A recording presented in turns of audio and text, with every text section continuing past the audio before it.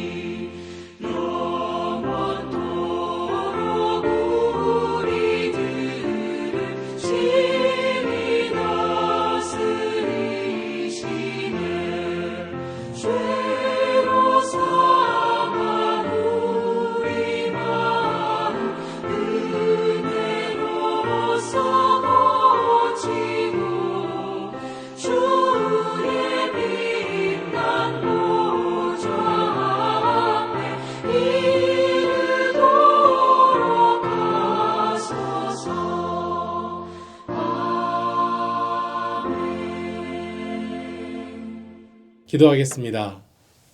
사랑의 주 하나님, 참 감사합니다. 오랫동안 기다리던 우리 예수님의 오심의 기쁜 소식을 우리가 함께 나누게 하셔서 너무나도 감사합니다. 이번 성탄절, 이번 크리스마스 단순히 쉬는 시간이 아니라 하나님의 은혜를 깊이 생각하고 묵상하는 은혜의 시간들로 인도하여 주시옵소서. 말씀을 통하여서 오늘도 나아갑니다. 하나님 말씀하여 주시옵시고 우리의 심령 골수를 찔러 쪼개는 하나님의 말씀을 통하여 오늘도 살아있는 복음의 증거자로 살아갈 수 있도록 주여 인도하여 주시옵소서. 감사합니다. 살아계신 예수님의 이름으로 기도드렸습니다. 아멘. 이 아침에 함께 나눌 말씀은 전도서 8장 1절로 8절까지에 있는 말씀입니다. 전도서 8장 1절로 8절까지 있는 말씀, 저와 함께 합독하며 나가기를 소망합니다. 누가 지혜자와 같으며 누가 사물의 이치를 아는 자이냐. 사람의 지혜는 그의 얼굴에 광채가 나게 하나니 그의 얼굴에 사나운 것이 변하느니라. 내가 권하노라. 왕의 명령을 지키라. 이미 하나님을 가르쳐 맹세하였음이니라. 왕 앞에서 물러가기를 급하게 하지 말며 악한 것을 일삼지 말라. 왕은 자기가 하고자 하는 것을 다 행함이니라. 왕의 말은 권능이 있나니 누가 그에게 이르기를 왕께서 무엇을 하시나이까 할 수 있으랴. 명령을 지키는 자는 불행을 알지 못하리라. 지혜의 마음은 때와 판단을 분별하나니 무슨 일에든지 때와 판단이 있으므로 사람에게 임하는 화가 심함이니라. 사람이 장래의 일을 알지 못하나니 장래의 일을 가르칠 자가 누구랴. 바람을 주장하여 바람을 움직이게 할 사람도 없고 죽는 날을 주장할 사람도 없으며 전쟁할 때를 모면할 사람도 없으니 악이 그의 주민들을 건져낼 수 없느니라. 아멘. 하나님께서 오늘 저희에게 허락하신 말씀입니다. 나이가 들어가는 것 여러분 어떠십니까? 서운하십니까? 늙어지는 것이 서운하게 느껴지십니까? 꼭 그렇지만 아닌 것 같아요. 꼭 나이 드는 것이 젊음보다 서운하거나 속상한 일은 아닌 것 같습니다. 한 해 한 해 나이가 들어가면서 배우게 되는 많은 것들이 있는 것 같습니다. 많은 것들을 경험하게 됩니다. 여러 세상 경험과 사람들과의 만남 그리고 많은 생각을 통하여서 그 시간 속에서 우리에게 주는 교훈과 배움이 있는 것 같습니다. 그래서 톨스토이가 나이에 대해서 이렇게 이야기한 게 있더라고요. 나이가 어리고 생각이 짧을수록 물질적이고 육체적인 삶이 최고라고 여기는 법이다. 하지만 나이가 들고 지혜가 자랄수록 정신적인 삶의 성숙을 최고로 여기는 법입니다. 라고 이야기했다고 합니다.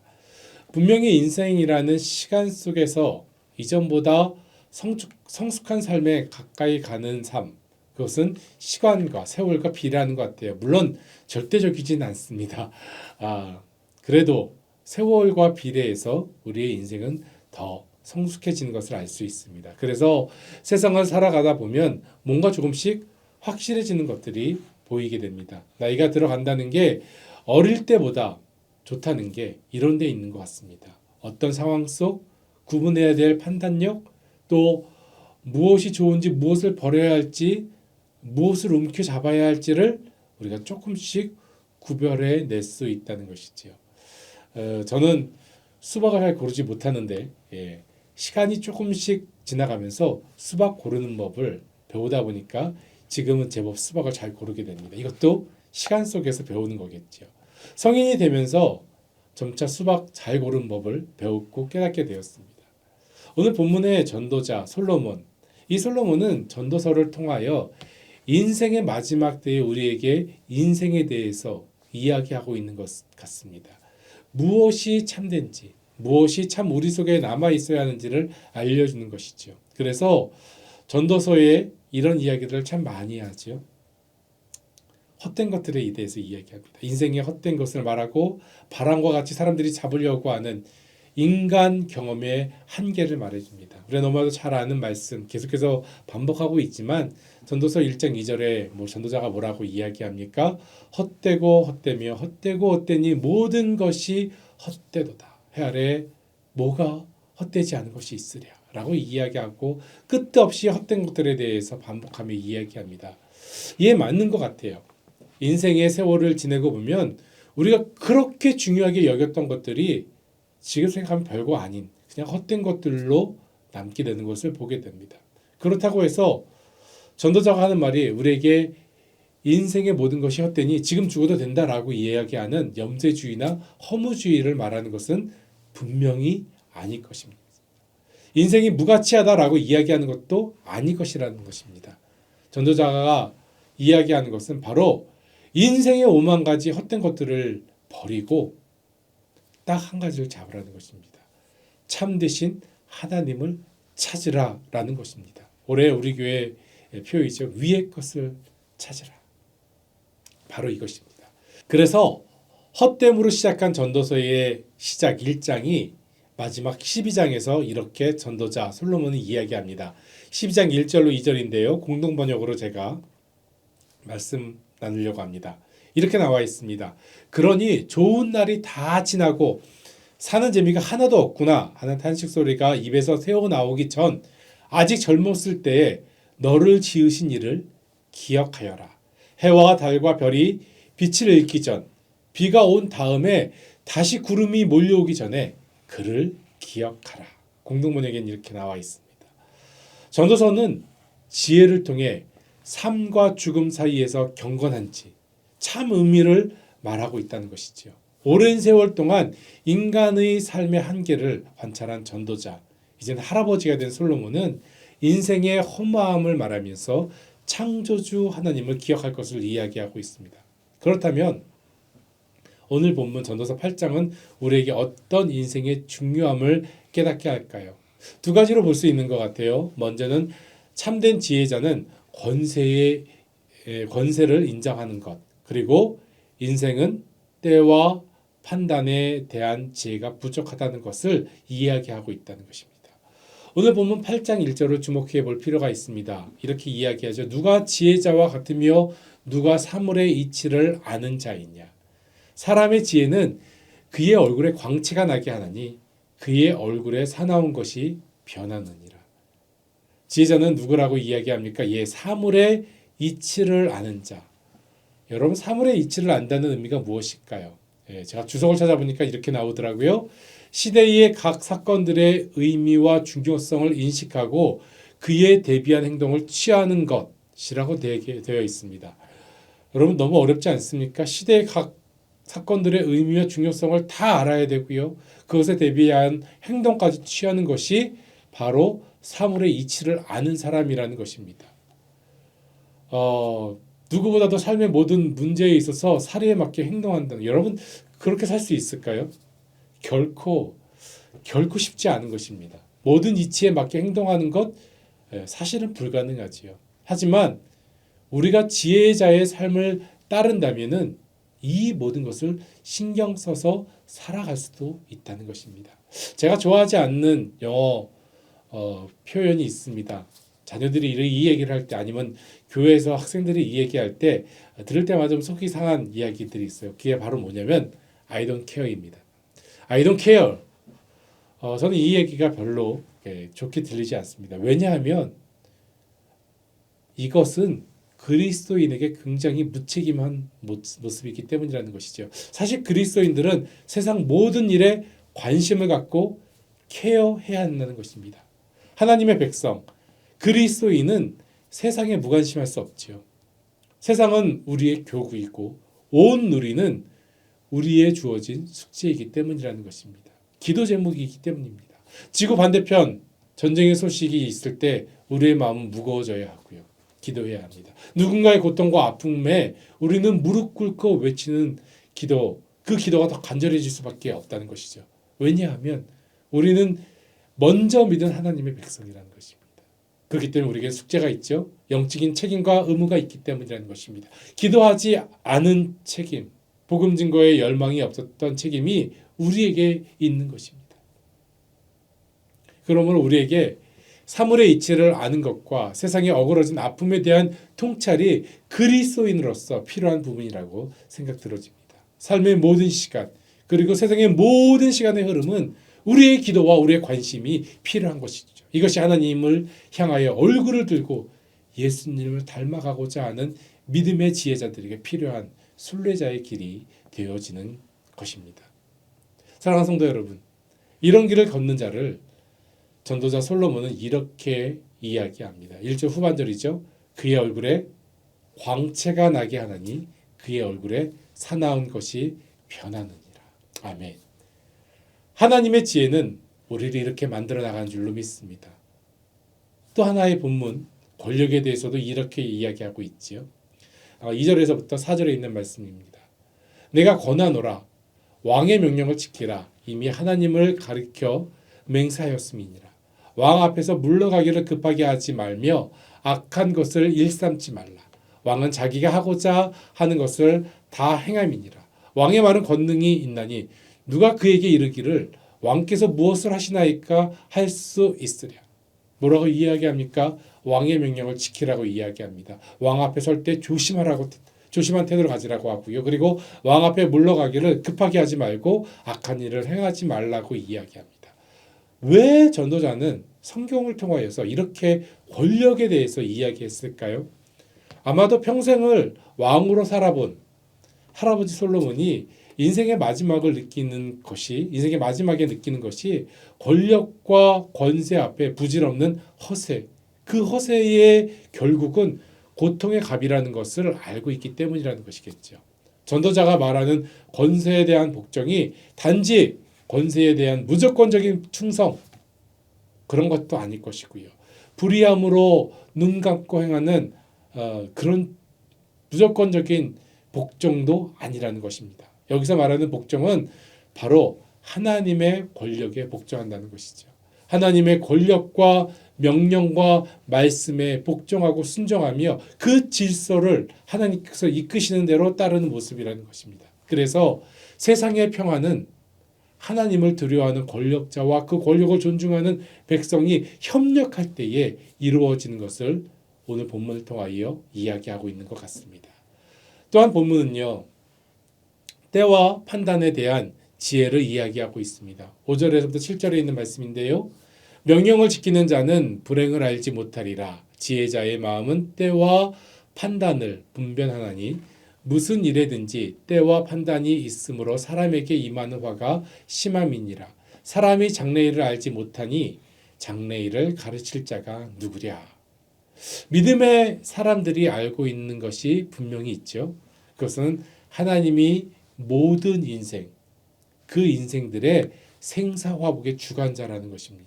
세상 만물의 흥망성쇠를 정하시는 주관자가 바로 우리의 하나님이시고 하나님의 섭리 안에 있다는 것을 우리가 알고 있습니다.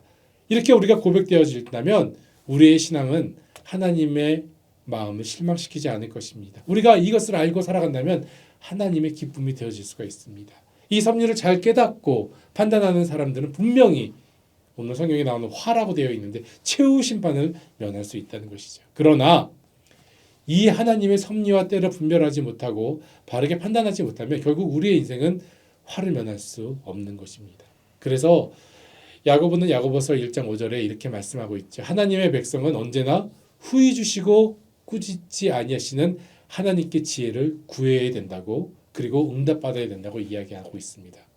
사랑하는 성도 여러분, 믿음의 자녀는 항상 자신의 앞날을 알 수 없습니다. 우리의 삶의 주관자는 하나님이시고 그분이 우리의 생사화복의 주관자이심을 여러분 고백하시길 바랍니다. 앞을 알 수 없다는 연약한 존재임을 깨닫는 것, 그리고 그 깨달음을 통하여 순종의 삶으로 하나님의 인도하심을 따르는 복된 삶 되시기를 주님의 이름으로 축원드립니다. 중세 유럽 이탈리아에 한 부자 청년이 있었다고 해요. 그의 아버지는 한 도시의 절반을 소유할 만큼 커다란 거부였습니다. 그래서 어렸을 때부터 이 청년은 어디를 가든지 모든 시민들의 부러움의 대상이었고 그 도시에서 이 청년에게 불가능한 일은 사실상 없었습니다. 모든 사람들에게 대접받는 것이 일상화되어 버린 이 청년에게 어느 날 소식이 들려왔어요. 자기가 있는 도시와 건너편 앙숙인 도시가 전쟁을 한다는 소문을 들었습니다. 그리고 이제 자신도 청년이 되었으니 이 전쟁에 출정해야겠다고 나섰습니다. 그의 부모는 반대했겠지요. 하지만 여지껏 부족함이 없었던지라 청년은 모든 것이 내 뜻대로 될 거라고 쉽게 생각하고 친구들과 함께 화려한 갑옷을 입고 전쟁에 나아가게 되었습니다. 여러분, 중세 유럽의 많은 곳에서는 많은 전쟁이 있었는데 부족과 부족과의 전쟁, 그 작은 전쟁들이 있었고 도시와 도시와의 전쟁들이 자주 발생하였다고 합니다. 서로 죽이고 땅을 차지하는 그런 전쟁이기보다는 서로에게 고통을 주는 전쟁을 하였다는 것이지요. 이 청년은 자신 있게 전쟁에 나갔지만 너무도 쉽게, 너무도 무력하게 적에게 포로가 되었습니다. 그리고 지금껏 인생에서 경험해보지 못한 너무나도 비참한 포로 생활을 1년이 넘게 지하 감옥에서 춥고 굶주림으로 싸워야 했습니다. 더러움과도 싸워야 했습니다. 포로 생활을 하며 헐벗고 굶주린 사람들을 드디어 그가 만나게 되었습니다. 보게 되었습니다. 그리고 많은 것을 느끼게 되었고 깨닫게 되었고 그 비참한 지하 감옥 안에서 예수 그리스도의 사랑과 하나님의 자비를 깨닫게 되었습니다. 그리고 이 은혜와 이 사랑을 전하는 것, 이 복음을 전하는 것이 세상 그 무엇보다도 중요한 것을 깨닫게 되었죠. 드디어 1년이 넘게 되어서 그 지옥에서 벗어나고 포로 생활이 종료되게 되었습니다. 청년의 어머니가 많은 돈을 들여서 포로로 있는 도시에 헌납하고 이 아들 청년을 데리고 오게 되었습니다. 정말 뼈와 가죽밖에 남지 않은 이 청년은 그의 인생이 완전히 바뀌어 있었던 것이죠. 이전에는 부자 청년의 모습이었지만 이제는 그 모습이 아니라 이제는 그리스도의 사랑으로 많은 사람들에게 다가가는 예수 그리스도의 모습을 닮아가는 삶으로 살아가게 되었습니다. 그래서 그는 어렵고 힘든 사람들을 찾아다니며 그들에게 복음을 전하고 그들의 어려움을 해결해 주었습니다. 이 청년의 고백이 시가 되어서 지금 이 시대까지 전해지는 노래가 되어 있습니다. 그 노래가 이렇습니다. 주여 나를 평화의 도구로 써주소서. 미움이 있는 곳에 사랑을, 다툼이 있는 곳에 용서를, 분열이 있는 곳에 하나됨을, 잘못이 있는 곳에 진리를, 의심이 있는 곳에 믿음을, 절망이 있는 곳에 희망을, 어둠이 있는 곳에 빛을, 슬픔이 있는 곳에 기쁨을 심게 하소서. 위로받기보다는 위로하며, 이해받기보다는 이해하며, 사랑받기보다는 사랑하게 하소서. 우리는 줌으로써 받고 용서함으로써 용서받으며 자기를 버림으로써 영원한 생명을 얻고자 합니다. 바로 성 프란시스의 이야기입니다. 그의 시입니다. 그는 평생을 헐벗고 굶주린 자를 위하여 함께 살았습니다. 그의 눈부신 귀족의 옷을 벗어버리고 가난한 자들에게 다가가 낮은 곳에 교회를 세우고 그곳에서 더 가난한 모습으로 그들을 섬기며 복음을 전하며 청빈함으로 삶을 마치게 되었습니다. 그래서 교회는 그가 죽은 지 2년 후에 그를 성직자로 인정하였고 성자로 부르게 되었다고 합니다. 그가 머문 허름한 한 칸의 초막에 교회를 세워서 교회 안에 성 프란시스의 초막을 놔두고 지금도 기억하고 있다는 것이죠. 우리도 가까이에 지금 샌프란시스코라고 하는 도시로 성 프란시스를 기억하는 곳을 보게 됩니다. 사랑하는 성도 여러분, 참된 지혜는 무엇일까요? 참된 지혜는 어디서부터 오는 걸까요? 참된 지혜는 오직 하나님께로부터 오는 줄로 믿습니다. 참된 지혜는 하나님의 아들 예수 그리스도를 닮아가는 모습이라는 것입니다. 우리는 우리의 지식과 경험으로 때를 알 수도 판단할 수도 없습니다.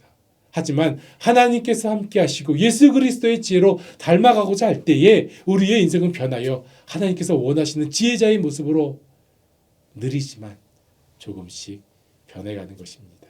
우리의 인생 어떻습니까? 본문 8절의 말씀과 같은 것 같아요.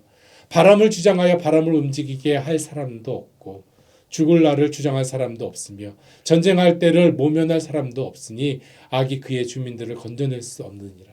이것이 우리들의 모습이라는 것입니다. 결국 하나님의 지혜와 하나님의 권세가 예수 그리스도의 사랑이 아니면 우리를 회복시킬 수 없다는 것입니다.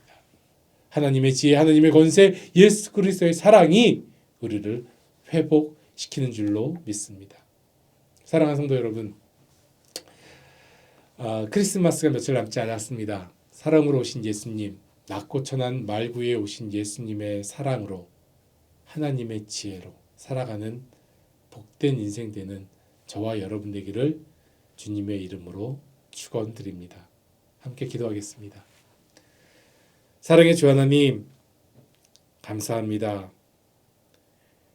우리가 지혜롭고 싶은데 인생의 경험으로 인생의 지식으로 우리는 지혜로울 수 없다는 것을 이 시간 고백합니다. 헛된 것을 바람을 잡으려는 것 같은 인생을 사는 것을 고백합니다.